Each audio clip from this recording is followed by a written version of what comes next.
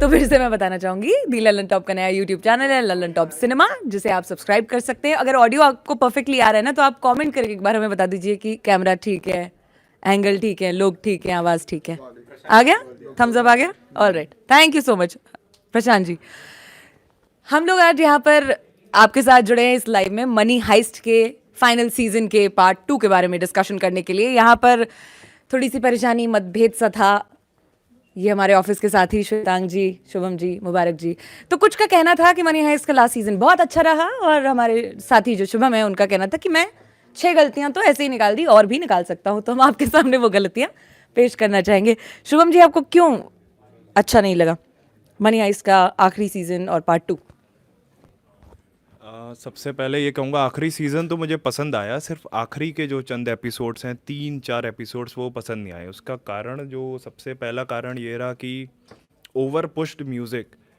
जैसा कि मैंने अपनी कॉपी में भी लिखा था कि उन्होंने इतने सारे बार बार जो वो चल रहा था, ऐसा लगा कि राइटर्स ने बहुत जल्दबाजी में शो एंड कर दिया। उन्होंने इतना इतना ज़्यादा क्रिएट हो गई थी हाइप उस शो की कि एंड करते करते उनको समझ नहीं आया कि पब्लिक को जो पसंद आए वैसा क्या क्लाइमेक्स निकाल के दें। तो जल्दबाजी में कॉपियाँ भर देते हैं ना एंड के टाइम पे, तो उन्होंने कुछ वैसा ही किया। और दूसरा, जो इतने सारे म्यूज़िक प्रमोशन किया बार बार, उसमें एक एपिसोड में कम से कम 4 बार हर 15 मिनट बाद कोई ना कोई म्यूज़िक आ जा रहा था, कोई अलग अलग किसी का। फिक्स यू, कोल्ड प्ले से लेके दुनिया भर के ही गाने आ गए, तो वहाँ से मेरा बहुत डिस्ट्रैक्शन हुआ। तीसरी जो सबसे वो कारण है कि बर्लिन बर्लिन का स्पिन ऑफ शो आ रहा है, लेकिन उसको उन्होंने इतना प्रमोट किया, उसकी कहानी को बार बार, जो मेन हाइस्ट थी उसे कहानी एकदम फ्लैशबैक में चली जा रही थी। पिछले शोज़ में भी ऐसा हुआ, लेकिन इतना ज़्यादा नहीं। लेकिन इस बार तो एकदम फ्लैशबैक में जाके कहानी जा रही थी। तो ये कुछ वजहें थी जिस वजह से मुझे मनी हाइस्ट का अंतिम सीज़न उतना पसंद नहीं आया जितने बाकी सीजन्स आए। अच्छा, इसमें लेकिन मैं एक चीज यहाँ पर कहना चाहूंगी कि बर्लिन की पॉपुलैरिटी एक्चुअली इतनी हो गई थी कि makers were forced to do it कहीं ना कहीं, क्योंकि हम लोगों ने स्पेशल मनी हाइस्ट के जितने कैरेक्टर्स हैं उनके ऊपर एक स्पेशल सीरीज करी, एक पूरे हफ्ते वो चली, जिसमें नैरोबी, टोक्यो, बर्लिन, उसके साथ साथ रकेल एंड जितने सारे किरदार हैं। प्रोफेसर का तो काफ़ी समय पहले हमने एक प्रोफाइल वीडियो किया था, स्टोरी की थी, तो आपने बहुत प्यार दिया, और वहाँ पर भी लोगों ने बर्लिन के बारे में सबसे ज़्यादा बात की। तो कहीं ना कहीं the makers of forced again, ये मैं कहना चाहूँगी। चूंकि हमारे साथी श्वेतांक ने तो रिव्यू ही किया था इस पार्ट 2 का ऑफ द लास्ट सीजन, आपको अच्छा लगा? अ, मतलब वो बहुत ही वो है कि कोई चीज़ पूरी अच्छी नहीं लगती और पूरी बुरी नहीं लगती। मतलब बहुत ही वो होता है कि एक सेगमेंट कौन सा ठीक लगा, कौन सा नहीं। जैसे शुभम जो बता रहे हैं कि बर्लिन का जो ओवर हो गया, कि बार बार लाके उसको दिखा रहे हैं उसके अंदर, लेकिन उसमें वो तातियाना वाला जो पार्ट था, जो उसकी वाइफ वाला, वो काफ़ी मतलब रेलेवेंट था स्टोरी के लिहाज से भी। क्योंकि क्लाइमैक्स में जो होता है अल्टीमेटली वो बता नहीं सकते, लेकिन जो होता है वो कहीं ना कहीं कनेक्टेड था। तो एग्जैक्टली वो सीन, हाँ वो ऑफकोर्स वो रहा होगा कि इसकी स्पिन ऑफ सीरीज आ रही है, तो इसको इतने प्रॉपरली इंट्रोड्यूस करें या बना के रखें लोगों का कनेक्शन, ताकि जो स्पिन ऑफ सीरीज जब आए तो लोग इसे तुरंत कनेक्ट कर लें। वो ऑफकोर्स रहा होगा दिमाग में, तो वो है।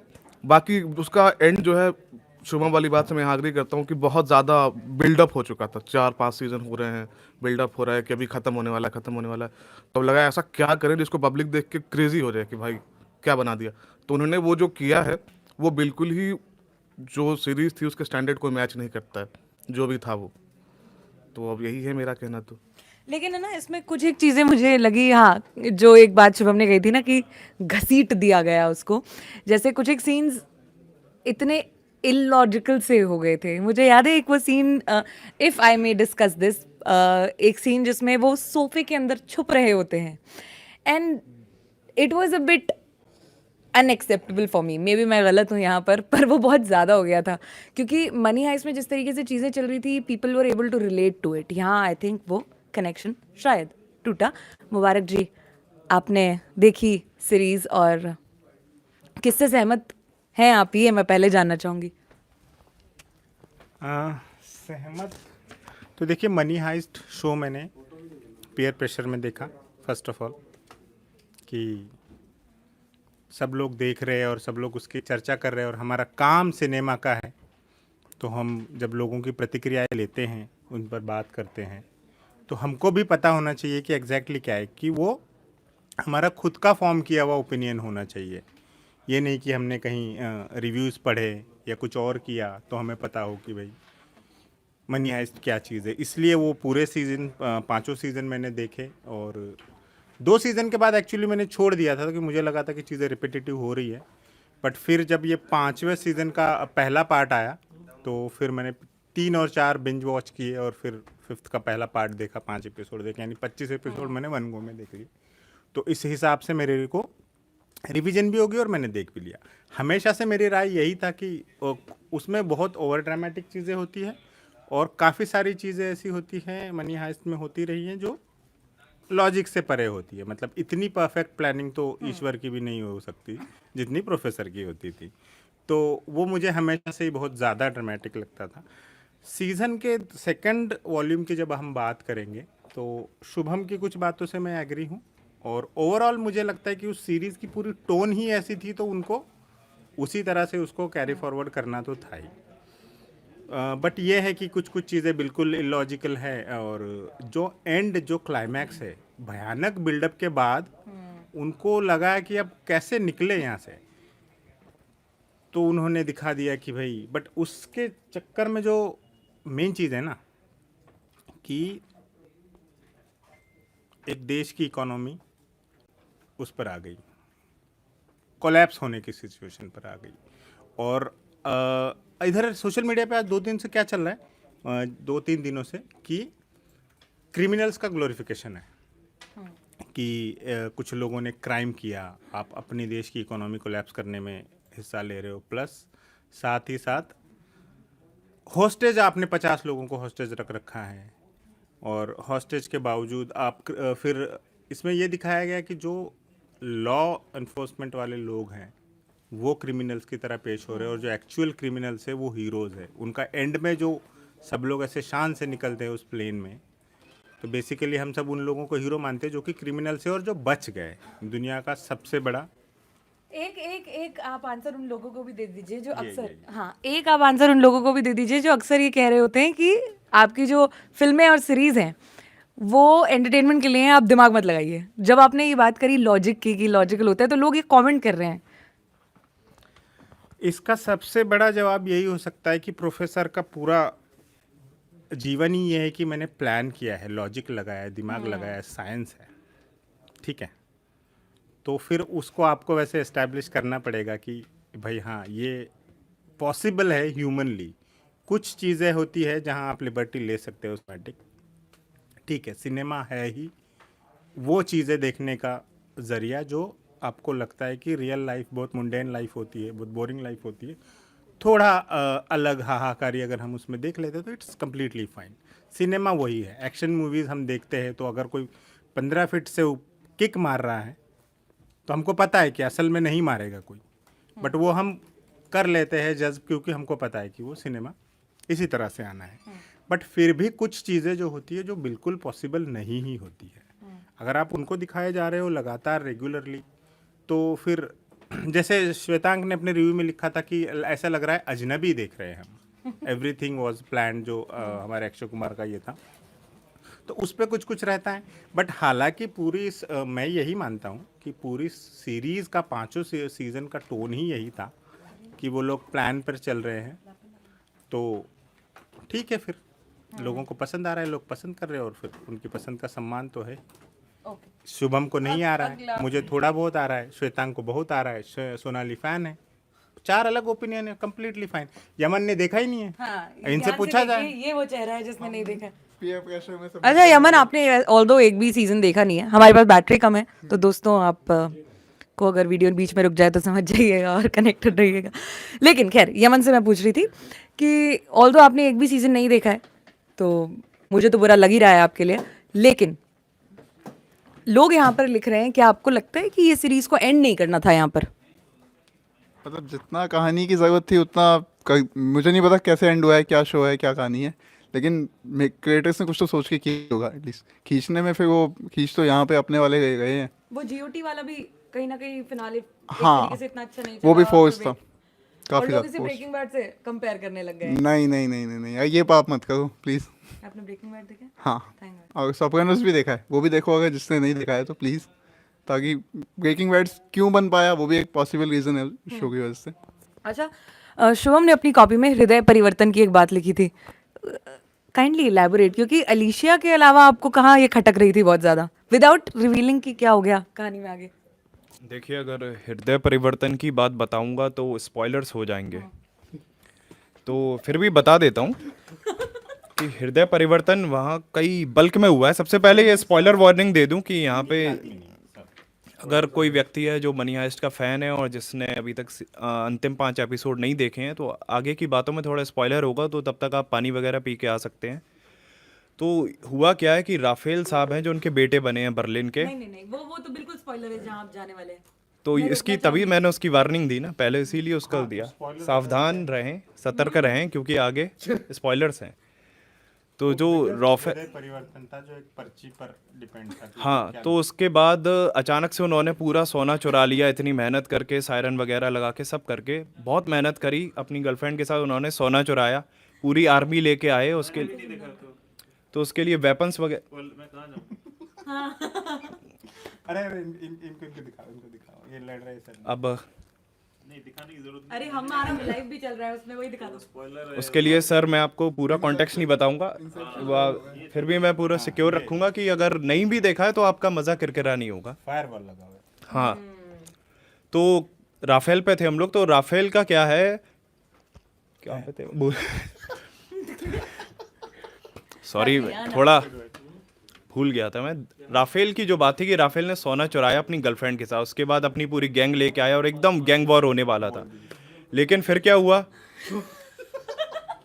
देखिए, पहले ही स्पॉइलर वार्निंग दे दी गई थी। ऐसा नहीं होता ना, स्पॉइलर वार्निंग दे दिए क्या मतलब है? चलिए, तो स्पॉयलर्स को क्रॉस करके कहीं और जाते हैं, अब उधर चलते हैं, किसी और की बात करते हैं। जैसे सोनाली जी ने कहा था कि फिल्में एंटरटेनमेंट के लिए बनती हैं, तो इस हिसाब से तो गुंडा को ऑस्कर दे देना चाहिए, क्योंकि वो काफ़ी एंटरटेनिंग लगी थी।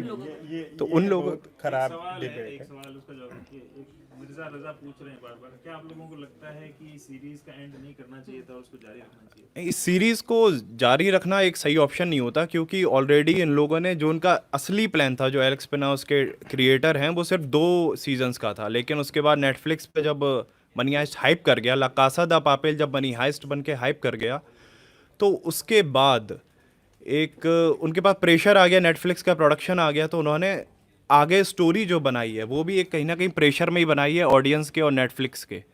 तो वो 2 सीज़न उन्होंने ऐसे ही बढ़ा दिए, उसके बाद आगे बढ़ाना मेरे ख्याल से स्ट्रेच करना था, क्योंकि एक हाइस्ट के बाद दूसरी हाइस्ट में कहानी उनको मर्ज करने में, और जो पिछले सीज़न से जो कैरेक्टर पॉपुलर हुए थे बर्रेन, उनको भी उनको पॉपुलैरिटी को बनाना था, तो मेरे ख्याल से आगे बढ़ाना तो एक गलत फैसला होता। यहाँ एंड करना उनके लिए सही फैसला था, लेकिन वो प्रॉपरली एंड नहीं कर पाए। वो एंड उन्होंने बस, जैसा कि सर ने कहा था, कि जल्दबाजी में कर दिया, कि बस अब निपटाना है, और समझ नहीं आया किस तरीके से निपटाएं, तो बस कुछ भी करके ख़त्म कर देना, वो वाला सीन हुआ यहाँ।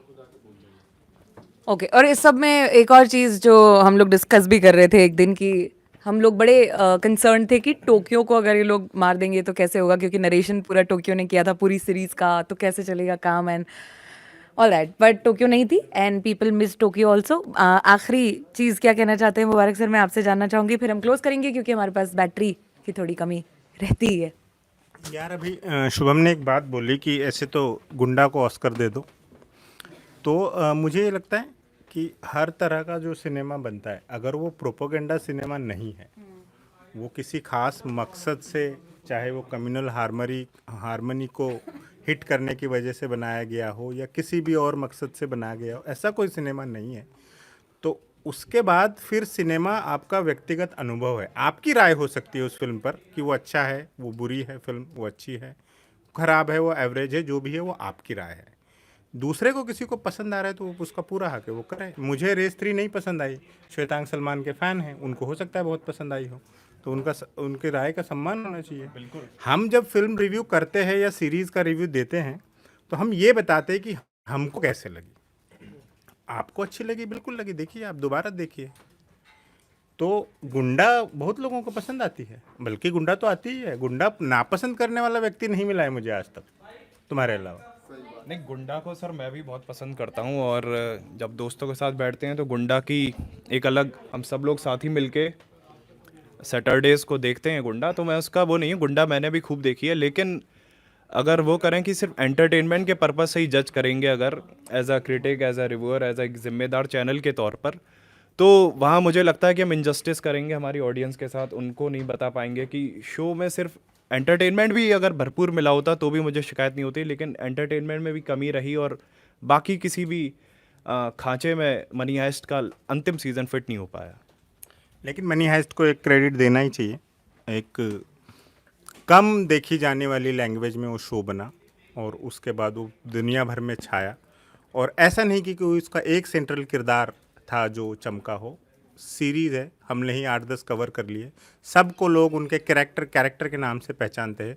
ओरिजिनल नाम बहुतों को नहीं पता होंगे, किसी को नहीं पता कि डेनवर का नाम हेमे लोरेंते है या टोक्यो का नाम क्या है, अर्सुला कॉर्बेरो, या नैरोबी का नाम जो कुछ भी है एल्बा फ्लोरेस है। तो बहुत लोगों को ये नहीं पता होगा, पर उनको पता है नैरोबी कहते ही उनके सामने एक शक्ल आ जाती है।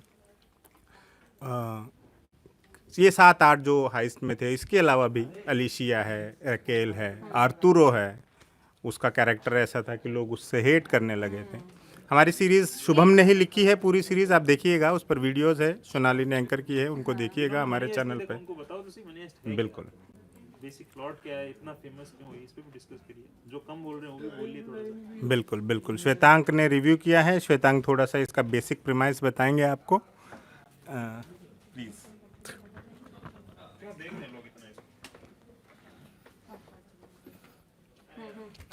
बेसिकली कुछ लोग हैं, एक मास्टर प्लानर है जिसका नाम है प्रोफेसर। उन्होंने एक बहुत बड़ा प्लान बनाया है, बहुत एम्बिशियस प्लान, कि वो जो है स्पेन में जो सबसे पैसे वाली जगह है या जहाँ पे सबसे ज़्यादा संपत्ति जमा है उसको लूटेंगे।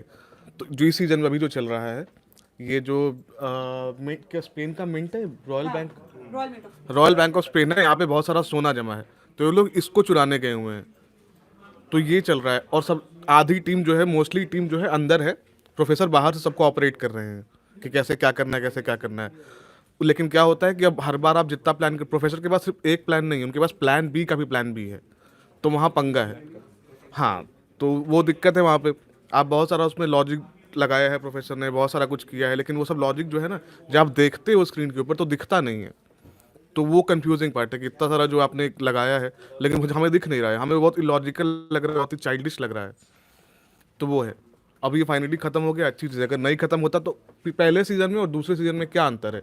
बेसिक अंतर कुछ नहीं है, मतलब सेम चीज़ तब भी दिखाई गई थी, सेम चीज़ ऑलमोस्ट अभी भी दिखाई जा रही है, बस प्रोडक्शन वैल्यू बड़ा हो गया है क्योंकि नेटफ्लिक्स पैसा लगा रहा है, तो वो है। बाकी इसमें कुछ भी नया नहीं है। अगर जब नया नहीं है तो मतलब एंटरटेनमेंट क्या खालिस, उसमें ऐसा कुछ भी नहीं है दूसरे सीजन में जो पहले सीजन से अलग हो। वही कॉम्प्लिकेशंस, वही कैरेक्टर्स का आपस में ये झोल झाल, यही सब चल रहा है। मेरा एक क्वेश्चन था श्वेतांक, आपने भी बोला कि नेटफ्लिक्स ने एक्वायर कर लिया, वो आवाज़ नहीं जा रही। हाँ, मेरा क्वेश्चन था कि मैंने शो नहीं देखा है, ठीक है, और आपने अभी बताया कि नेटफ्लिक्स ने एक्वायर कर लिया था शो को सेकंड सीजन के बाद, तो आपको कुछ टोन में या शो की फील में कोई डिफरेंस आया कि अमेरिकनाइज कर दिया बाद, एक वो उसकी अपील बढ़ाने के लिए, ऐसा उसका कुछ हुआ या फिर सेम था? बताया ना, अभी शुभम ने बताया ना कि उसका म्यूजिक जो था वो पूरा का पूरा चेंज हो गया, पूरा म्यूजिकली कर दिया उसको, है ना।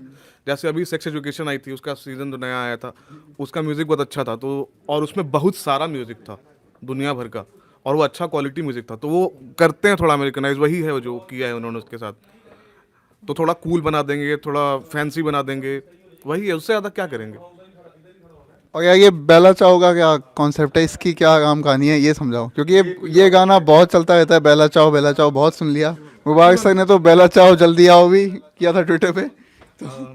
जो बेला चाओ होता है उसका जो लिटरल मीनिंग है वो ये है कि गुड बाय ब्यूटीफुल, मतलब अलविदा सुंदरी। लेकिन इसको इटालियन एक प्रोटेस्ट सॉन्ग के रूप में देखा गया। इसकी अपनी हिस्ट्री है, हमारे लल्लन टॉप में हमने कवर कर रखी है, वो आप पूरी जाके देख सकते हैं, उस बारे में पूरी जानकारी कर सकते हैं। बाकी बेला चाओ एक खुशहाली वाला ग्रीटिंग है, जैसे एडियोस है, जैसे और भी है उस तरीके से बेला चाओ। ये इससे पॉपुलर क्यों हुआ? क्योंकि जब पहले सीज़न में, जब पहली हाइस्ट में जब उन लोगों ने जो क्या बोलते हैं उसको, तिजोरी को ढूंढा, उसके बाद जो डेनवर के पिता प्ले कर रहे थे उन्होंने रेडियो पे बजाया, फिर सारे लोगों ने उसको गाया एक साथ आके। तो जो बैंड में उन लोगों ने गाया, वहाँ से वो गाना काफ़ी पॉपुलर हुआ और पॉपुलर कल्चर में बहुत पॉपुलर हो गया। उसके साथ ही साथ अगर मनी हाइस्ट की बात कर रहे हैं तो डाली मास की भी बात करनी चाहिए। उनके स्पेनिश पेंटर थे जो बहुत ही काबिल, उस पर भी हमने लल्लन टॉप पे वीडियोस कर रखी हैं, उनकी आप पूरी कहानी देख सकते हैं। आगे बताइए। इन्होंने बेला चाव की बात की और यमन ने ओरिजिन की बात करी थी। तो काफ़ी समय पहले, I think the 60s is what I remember, जो मैंने पढ़ा है, राइस फील्ड्स में जो वर्कर्स हुआ करते थे, वो तब उन पर जो अत्याचार होते थे उसके खिलाफ बेला चाव गाया करते थे। फिर उसके बाद एक मूवमेंट के दौरान जब सोल्जर्स बाहर जाया करते थे, लड़ने जाया करते थे, और जब उनके पीछे छूटे रिश्तेदार बात करते थे, तो उस समय ये गाना गाया जाता था। तब इसके बोल काफ़ी अलग थे। एंड बेला चाव, दे यूज्ड टू से टू देयर बिलवेड कि आई एम गोइंग एंड बेला चाव, गुड बाय, दैट इज। तो इसका ओरिजिन ये है जी। कुछ कमेंट्स ले लेते हैं। एक भाई हैं जिन्होंने बहुत बार कमेंट किया है, मुझे ऊपर जाकर देखना पड़ेगा। शुभम के लिए खास कमेंट था, इसीलिए मैं, कोल्हापुरचा गेमर फ्लीट नाम से अकाउंट है, मराठी मानुस है। उन्होंने ये कहा है कि शुभम वो है जो सचिन को भी क्रिकेट सिखा देंगे। सबसे पहले कोल्हापुर के क्या नाम बताया सर? गेमर फ्लीट्स भाई, कसा काय, कैसे हैं? ओह सॉरी, देखिए आपके सवाल से मेरा दिशा भ्रम हो गया, मुझे समझ नहीं आया कि कहाँ जाना है। तो कोल्हापुर के गेमर्स फ्लीट्स ब्रदर, कसा काय, कैसे हो आप? तो मैं ऐसा नहीं हूँ, सचिन को क्रिकेट बिल्कुल नहीं सिखाता एक्चुअली। चलो बोलो। तो मैं ऐसा नहीं हूँ, सचिन को क्रिकेट नहीं सिखाता हूँ मैं। फिर आप कहोगे माइकल शूमार्कर को रेसिंग सिखाता हूँ या अभिषेक बच्चन को लूडो सिखाता हूँ, तो वो सब नहीं करता। तो ऐसा बिल्कुल नहीं। हाँ, हो सकता है कि आपको मनी हाइस्ट के आप बहुत ही कट्टर समर्थक और फ़ैन लग रहे हैं, और हो सकता है आप मेरी बातों से इत्तेफाक नहीं रख रहे हो, तो ये आपकी है। हो सकता है जैसा कि सर ने कहा था कि एंटरटेनमेंट बहुत सब्जेक्टिव है, तो आपकी अपनी चॉइस है। और अगर आपको मनी हाइस्ट का एंडिंग बहुत पसंद आई है तो इसमें कोई बुराई नहीं है, और आप बिल्कुल इस बात से वो कर सकते हैं कि आपको मेरी राय पसंद नहीं आई। तो अब आज तो चलिए so alright, thank you so much हमें ज्वाइन करने के लिए। दी ललन टॉप का नया हमारा चैनल है ललन टॉप सिनेमा के नाम से, उसे फॉलो ज़रूर करें, जितनी सब्सक्राइब ज़रूर करें, और वो क्या इन्फ्लुएंसर कहते हैं, बेल आइकन दबाइए। Thank you so much Shubham, आपने बड़ा गाइड किया हम सबको, और हम लोग ऐसे ही लाइव आपके साथ जुड़ते रहेंगे। जुड़ते रहिए और प्यार दिखाते रहिए। Thank you.